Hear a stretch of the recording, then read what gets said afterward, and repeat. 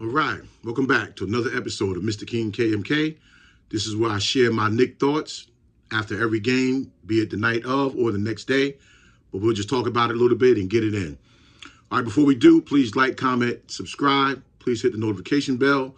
I'd like to be able to go live sometime. I don't care if it's one person, two people. You know, we talk Knicks. That's what we do. All right, so last night wasn't a must win, but after that game in Cleveland that we let get away, a lot of us probably felt like we should have got that game. So, you know, playing the Miami Heat is always a playoff atmosphere type of a battle. So, you know, the Knicks came in last night and did their thing. But as far as our individual players, you know, we knew that Karl Towns had to get more shots. You know, getting 7, 8 shots a game, that just was not going to cut it. You know, he was brought in as a big gun, and we needed that big gun. And last night he showed even his acumen to his name of Cat. You know, it was like keep attacking him. That's what I kept saying.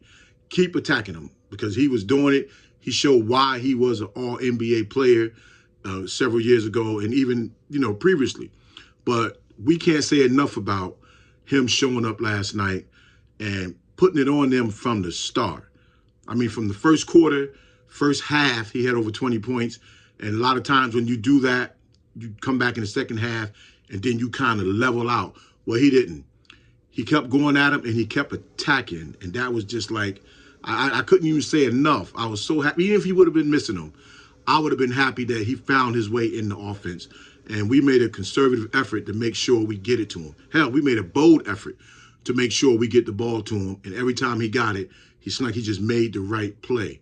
And I like with Tibbs, too. We didn't just stifle him this game. We put him out there and let him shoot his threes. Because having Cat on the floor and not being able to shoot threes against a lot of the things that Tibbs feel about his big men, then that's really just a disgrace. So last night, he almost showed his full repertoire of moves, be it shooting threes, taking guys off the dribble, and then, you know, getting into the lane with the floater and the back to the basket. We already knew he had that, you know, from the Minnesota days. But the only thing I would like to see in him, maybe extra, and he did it one time last night, is a quick post move. You know, nothing fancy, just quick drop step when you get the ball, especially when there's a smaller guy on you, make your move real quick. Sometimes we don't need the pounding. And I know pounding is necessary for a center because when you pounding, especially for a big guy that got moves, the guard is going to stunt, and then that opens up a three-pointer for somebody else. Okay, we know that. Nobody's stupid here. But sometimes you want to see your big guy just go with a quick move, get that bucket, and then let's go back down. Now, in terms of Towns on the defensive end, he still picks up ticky-tack fouls. That's something that he just, I think, never going to grow out of. You just got to hope that sometimes he gets the superstar non-call, you know, because he just, you know, one of the reach-ins in the fourth quarter to slap the ball down, it's just not necessary because we're going to always need you down the stretch. And even with our other bigs off the bench, now we know Precious will be coming back soon, but I like what Jericho is trying to give us. I do. I think he's starting to figure out if he'll have a niche on his team, and the way he's getting the defensive rebounds, so that's number one. At some point, he'll learn, and hopefully somebody will be teaching him how to move up and stop the other guard from coming in floating, and we just had to help the helper. But I think he's picking it up. With us, he'll never be a 15, 20-point scorer. I think he's capable, but just with our team, he'll just never be that. But if he ever goes somewhere else and they need a big active body, then we'll get to see what Jericho Sims probably really is all about.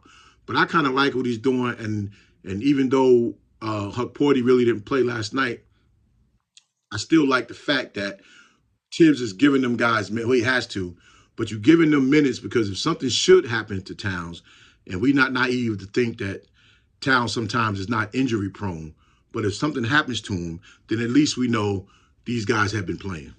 And let's face it, other than Towns, we're a guard-oriented team. You know, be it that they play forward, meaning OG and them, but they play like a guard. Then we got to talk about Mikal Bridges. I mean, he's finding his stroke. He's finding his niche. His three ball is dropping. His aggressiveness to take the shot is increasing, and then his mid range. Whew, his mid range is to get into the lane and then pull back. That's a weapon. Like that's just not a. It's just not a good shot. It's a weapon. Like he don't even have to go in there to get just to try to draw the foul. That's an easy two for him. That's a number that we should be calling, because once he gets to step on that man and he gets his foot into that lane, one or two more dribbles and it's like lights out. It's like that bucket is a go getter, and I'm happy for him because I know, and he's feeling himself too. He's happy to be over here, and he admitted that playing over there in Brooklyn, last year watching his guys, get all that shine from the Knicks media, or they go out to dinner and the Nets players get unnoticed, and all the Knicks players, even if they don't play, the city just embraces them. So as a competitor, you want that, especially when it's your guys, when it's your buddies. You want it even more. So I'm just so happy for him that he found his niche early, and it's only going to improve and get better because that's the type of a player that he is. OG, I was real happy with OG. I like the way he's picking his spots, and he's kind of knowing when we need that lift. So he's continuing what he did for us last year. And all praises to him because, I know he wanted to come in with a bigger role, but when you got a guy like Cat and Brunson, and then you bring in a Mikal Bridges, it's almost like, pick your poison. You want to be on a winning team, and we're gonna need his offense. We're not saying we're not gonna need his offense. We definitely gonna need his offense, but it's just a point that he knows when to attack within the offense and get his. Like he's not sitting back waiting for somebody to give him instructions. If I can take my man, or if I got an advantage, I'm taking advantage of it. And I love OG for that. Like when we re-signed him, you might as well we could have just gave him flowers because I was happy that we had him back. Now Brunson, not a great shooting night, still got over 20 points, but not a typical Brunson shooting night, and not a typical way that Brunson even start the season. He's not starting the season slow, but he's not giving us that, like that teardrop. But it's gonna come. It's gonna come. He has a lot of pieces to work with, and he's getting it together. So we ain't worried about JB, the captain, and no stretches of the imagination. We know what he's going to be for us in the next coming weeks, if not sooner, because he's rolling. He's getting it. And when the shot starts falling, then just forget about it. But in the closing seconds of a game, when it's close, look what we have.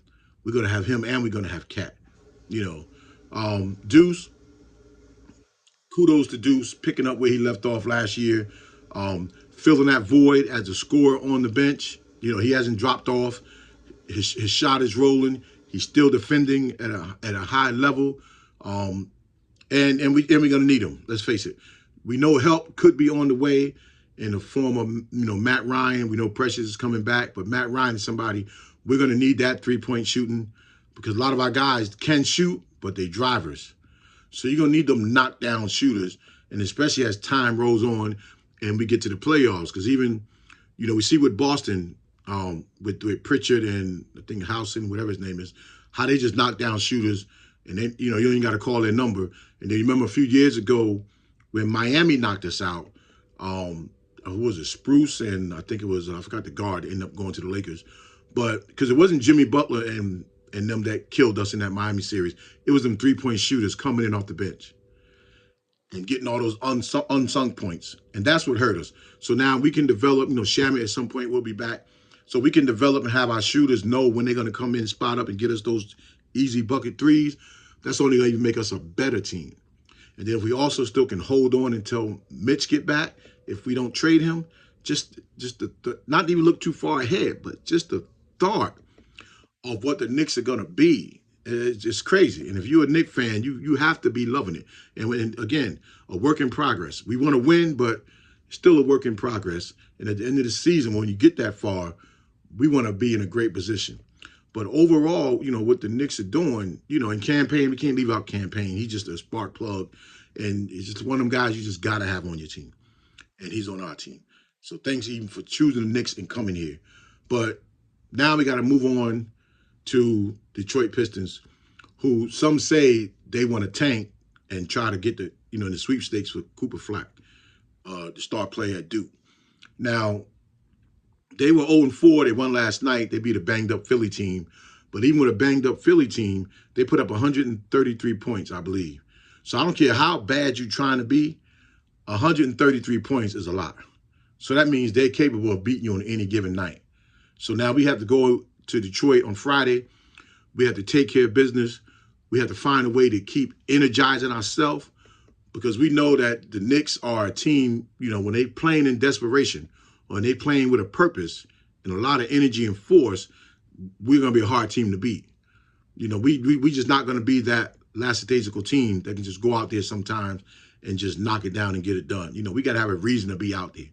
And we have to build them internal reasons in our head that every time we step on the court, you know, it's a war.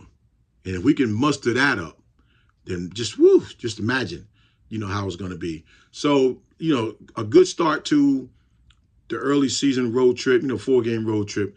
Anytime you get the first one, it relaxes you for the ones that come. And even for the first one to be Miami, you know, Miami's always a formidable team for us to go up against. So, you know, we clap it up for what the Knicks did last night. But, you know, now it's on to the next. But again, salute to you, Cat, you know, just for bringing it, and keeping that hope alive for us that sometime a star comes to New York and then they just fade away under the bright lights. And he just stood up to the challenge. All right, so this is Mr. King KMK. Check me out every day after every game. I'll be here. And eventually, you know, I want to hear what y'all got to say. So drop me a comment. Also follow me on Knicks Morning Coffee. We premiere every Monday morning. Look us up there. And until next time, peace.